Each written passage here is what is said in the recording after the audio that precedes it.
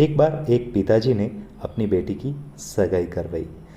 माँ पिताजी दोनों बहुत ही प्रसन्न थे, क्योंकि उन्हें एक अच्छा परिवार मिल गया और अच्छे परिवार के साथ ही एक सभ्य, समझदार एवं सुशील लड़का मिल गया था।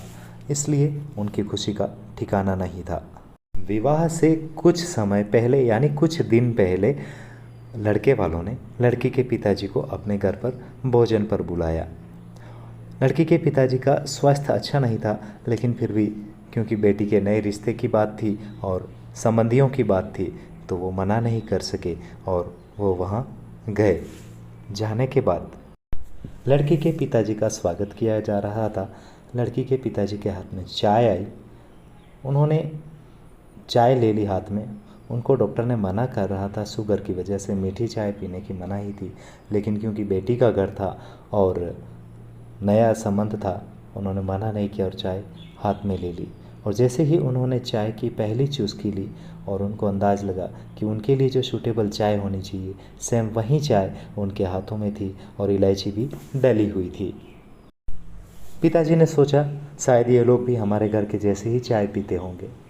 जब दोपहर के भोजन का समय आया तो दोपहर का भोजन भी उनके इच्छा अनुसार और उनके स्वास्थ्य के अनुसार ही था। यह सब देखकर वो मन में विचार कर रहे थे। दोपहर में विश्राम के लिए भी उनकी इच्छा अनुसार उनको 2 तकिए दिए गए और पतली चादर वाला आरामदायक बिस्तर लगाया गया था।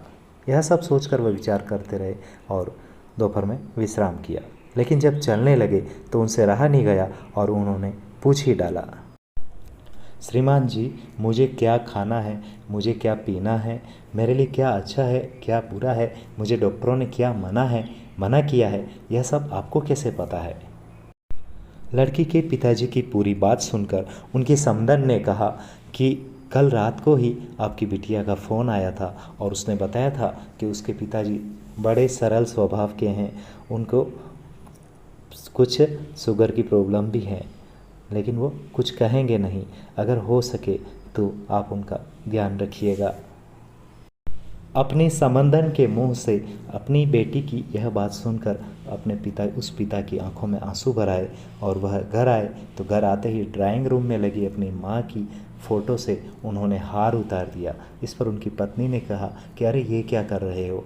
तो उन्होंने कहा कि मेरी माँ गई नहीं है, इस दुनिया में ही है, मेरे घर में ही है, जो मेरा हर समय ध्यान रखती है और वो मेरी बेटी है। फिर पिताजी की आंखों से आंसू छलक पड़े और वह फपक फपक कर रो पड़े। यह देखकर माँ की आंखों से भी आंसू आने लग गए। सब कहते हैं ना कि बेटी है घर छोड़कर चली जाएगी, लेकिन कभी भी बेटियां घर छोड़कर नहीं जाती है। वह माँ बाप के दिलों में हर समय निवास करती है। अपने माँ बाप के दुख दर्द में हर समय हर कदम पर वो खड़ी मिलती है, जितना कि बेटे भी नहीं मिलते हैं। इसलिए बेटियां कभी पराई नहीं होती है। बेटियां सदैव माँ बाप की अपनी होती है। बेटे पराये हो जाते हैं जो बहू के साथ लेकर दूसरी जगह चले जाते हैं।